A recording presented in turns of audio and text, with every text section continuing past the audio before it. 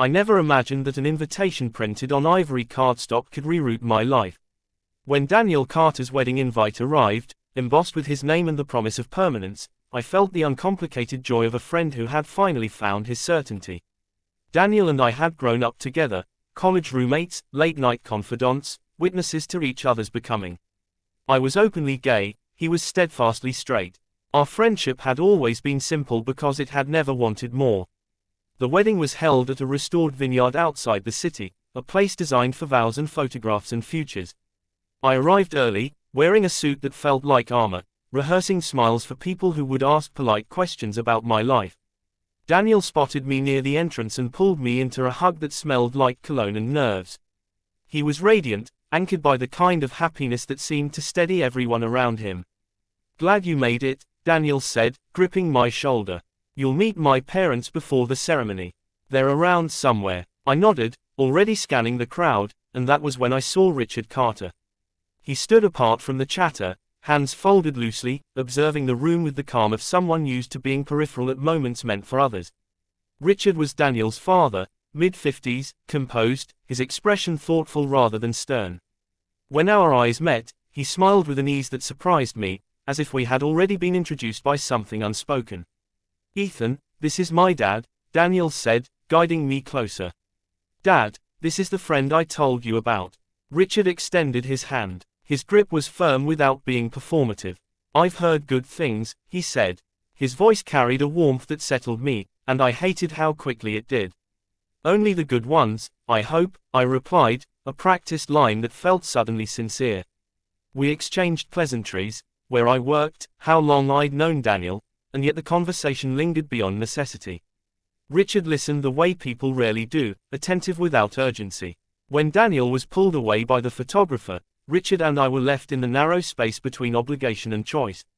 "It's strange," Richard said, glancing toward the ceremony arch. "Watching your child step into a life you can't protect anymore." I considered the honesty in that sentence. "It looks like pride from the outside," I said. He smiled. "Pride and fear aren't opposites." The ceremony passed in a blur of vows and applause. I watched Daniel promise forever, and I meant every cheer I gave him. Yet I was aware of Richard's presence beside me, the quiet alignment of our shoulders, the shared stillness during moments meant to be loud. It unsettled me, how natural it felt. At the reception, the air grew looser. Music softened conversations, champagne smoothed edges. I found myself seated next to Richard during dinner, a coincidence I told myself meant nothing. We spoke about safe topics, travel, books, the vineyard's history, but each answer edged closer to something personal. He asked me what it was like to build a life without a template that fit. I asked him what it cost to follow one that never did. "I stayed," Richard said simply, eyes on his glass. "Sometimes staying is the bravest thing. Sometimes it's the easiest." The honesty landed heavier than the wine. I wondered what it meant for him to say that to me, here, on his son's wedding night. I wondered what it meant that I wanted him to keep talking. Later, as the dance floor filled, I stepped outside for air. The night had cooled, the vineyard quiet beyond the lights. Footsteps approached, measured and familiar. "Too much noise?" Richard asked. "Too much feeling," I said, surprising myself.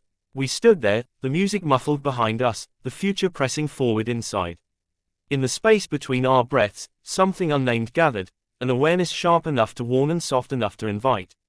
"I should get back," he said, not moving. "Me too," I replied, staying. When we finally turned toward the door, I knew the evening had already changed. The line I hadn't intended to cross had been drawn, clear and close. And as the music swelled behind us, I understood that wanting was its own kind of choice, and that the night wasn't finished with me yet. Morning arrived gently, as if the day itself were trying not to disturb what had been set in motion.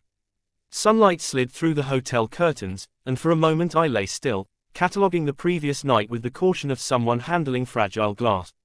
Daniel was married now. The celebration had been flawless. And yet, beneath the applause and speeches, something private had begun to breathe. I told myself that noticing Richard Carter was not a betrayal. Attraction could be involuntary. Curiosity was not a crime. Still, when I joined the wedding party for brunch, I felt the quiet weight of anticipation. I looked for him without meaning to and found him across the room, seated with his wife, Margaret, listening more than speaking. When his gaze lifted and met mine, there was no smile this time, only recognition. The conversation at the table drifted past me. Daniel talked about honeymoon plans, laughter followed. I nodded when expected, but my attention kept slipping toward the spaces between words, toward the places where Richard might be. When I stood to refill my coffee, he did the same. It was such a small choreography that no one could have noticed, but it felt deliberate all the same. Outside, the vineyard was quieter in daylight, its beauty less theatrical and more honest. Richard joined me near the edge of the terrace, keeping a careful distance. "Did you sleep?" he asked. "Enough," I said. "You." He considered the question. "I slept," he said finally. "I don't know if I rested." We spoke like that for a while, our sentences trimmed of excess, our pauses doing the heavier work. He asked about my family, about when I first understood myself well enough to say it out loud. I answered without ornament, surprised by how easily the truth surfaced with him. He told me about a version of himself that had once wanted more time, more courage, more language. "I thought responsibility would quiet the questions," Richard said. "It just taught him to wait."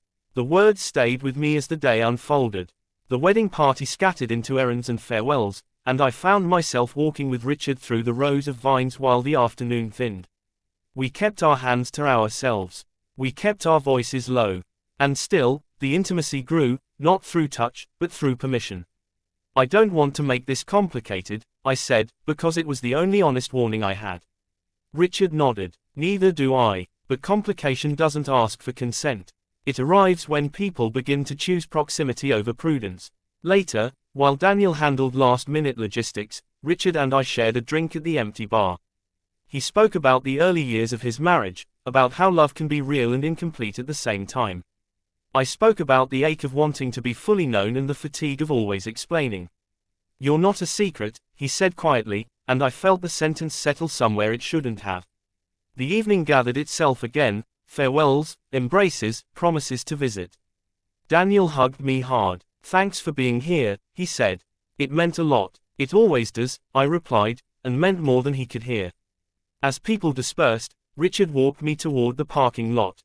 The air was cooler now, the day closing its ledger. "This ends when we leave," he said, careful and kind. I understood what he was offering, a boundary dressed as mercy. I also understood the cost of accepting it. "Of course," I said, because it was the answer that kept us intact. He reached out then, not to touch, but to steady himself against the door of my car. The closeness was electric, the restraint louder than any confession. We stood there, two men measuring the space between want and wisdom. "Ethan," Richard said, my name softened by something like regret. "If we cross this line, there's no version of it that's clean." I nodded, my resolve brittle. "I know." We said goodbye without an embrace. I drove away with the radio off, the road unwinding ahead of me. The day had given me clarity I didn't ask for, the knowledge that some connections are born already burdened, and that knowing the consequences does not always diminish the desire. As the vineyard disappeared in my rearview mirror, I realized the truth I hadn't dared name: this wasn't over because it had barely begun. I told myself distance would do the work I couldn't. Back in the city, I returned to routines that had always steadied me: early mornings, crowded trains, the quiet satisfaction of being useful at work. Yet Richard Carter threaded himself through my days without effort. He appeared in pauses, in the spaces where my thoughts idled. When my phone buzzed one evening with a message from an unfamiliar number, I knew before I read it. "I hope you got home safe, Richard." I stared at the screen long enough to make restraint feel performative. My reply was measured, courteous, and dishonest. "I did. Thank you." That should have been the end. It wasn't. Messages followed, careful at first, then less so. He asked how I was sleeping. I asked how Daniel was settling into married life. Each question was a step closer, disguised as concern. Weeks passed before we met again. The pretext was innocuous: coffee near his office, midday, neutral territory. Richard arrived early, standing when he saw me as if formality might hold the line. We spoke about safe things: the city, work, books we pretended to finish. And then, inevitably, the conversation leaned into truth. "I think about you," he said, not looking at me. "I try not to." The admission felt heavier than a confession. I didn't answer right away. I watched steam lift from my cup, counted the seconds it took to decide who I was willing to be. I think about you too, I said. Silence settled between us, not awkward, but decisive. When we stood to leave, his hand brushed mine, accidental in theory, deliberate in effect. The contact lingered just long enough to confirm what we had been denying. Outside, the afternoon pressed on, indifferent. We didn't cross the line that day. Instead, we learned its texture. We learned how close we could stand without touching, how long eye contact could last before it felt like a promise. That education proved dangerous. The next meeting was less careful. A quiet hotel lounge near the river, chosen for anonymity. Richard arrived with the posture of a man who had already lost an argument with himself. We sat in shadow, voices low. He spoke about Margaret with a tenderness that complicated everything. I listened, understanding too well that care does not prevent harm. This isn't about replacing anything, he said. It's about something I never let myself have. I should have left then. Instead, I asked, what do you think it cost? He met my eyes. Everything. The honesty was intoxicating. When his hand found mine this time, there was no pretense. The contact was quiet, reverent, and irrevocable. We didn't kiss. We didn't need to. The decision had already been made. After that, the secrecy hardened. We learned schedules, invented errands, memorized excuses. The first night we crossed fully into what we had been circling. It was unremarkable in the way that matters most, no drama, no speeches, just the steady unfolding of want interaction. I won't pretend it was gentle. It was precise. It was necessary in the way mistakes sometimes feel. Afterward, the wait arrived. We lay apart, the room dim, the city breathing outside. Richard turned to me, his expression unguarded. I won't ask you for more than this, he said. I can't. I nodded, accepting the terms I had already agreed to by staying. What I didn't say was that, this, would ask more of us than either of us wanted to pay. Days turned into a pattern I learned to fear. The pleasure was sharp, the guilt sharper. Daniel called once, cheerful and oblivious, and I held the phone like evidence. Richard grew quieter, his messages shorter, his silences longer. The affair had given us what we wanted and taken what we needed, simplicity. One evening, standing by my window as rain stitched the street together, I understood the shape of the ending before it arrived. This wasn't a story that would explode. It would erode, and when it did, it would leave behind a truth neither of us could ignore. I didn't know yet who would say it first. I only knew it was coming, and that wanting to delay it had become its own betrayal. The end did not announce itself. It arrived quietly, like a decision made in advance and finally honored. Richard asked to meet on a Tuesday evening, his message brief and unadorned. We should talk. I knew what that meant, and still I went, carrying the small hope that clarity might soften the fall. We met where we always chose restraint, a park near the river, public enough to prevent collapse. Richard looked older to me then, not in years but in posture, as if gravity had increased overnight. I can't keep doing this, he said, before I could speak. There was relief in his voice, and grief. It's taking more than I have to give. I didn't argue. I had rehearsed lines about honesty and consequence, but they felt indulgent now. I know, I said. It was always going to end like this.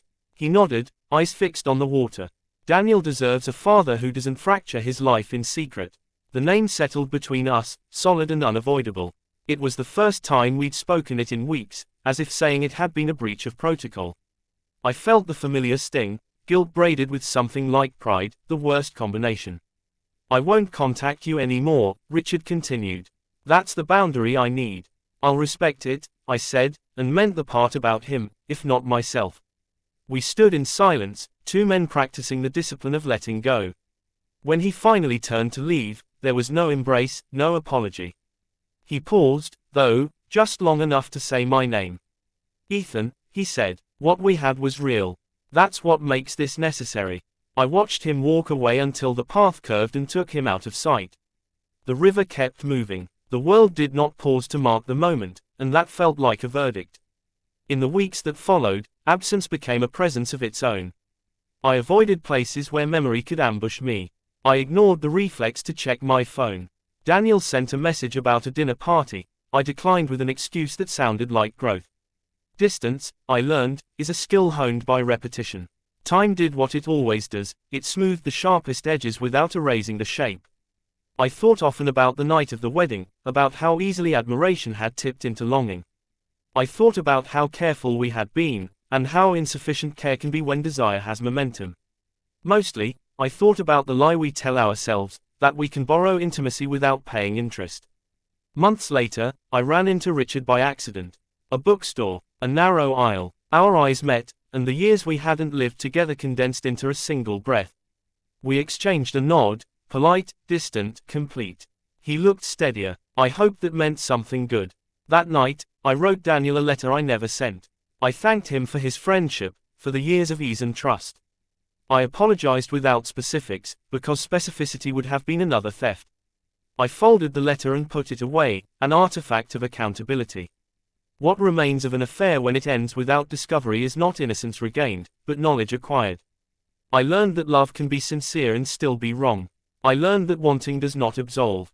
And I learned that the hardest boundaries are the ones you draw for yourself, long after the temptation has left the room. I don't tell this story to confess or to warn. I tell it because it happened, because it shaped me, because some truths only surface when the cost has already been paid. The wedding photos still exist somewhere, bright and uncomplicated. My place in them is small, peripheral, exactly where it belongs. And yet, when I think of that night, the music, the quiet outside, the line I saw and crossed, I understand something I didn't then. The end of wanting is not regret. It is clarity, and clarity, once earned, does not fade.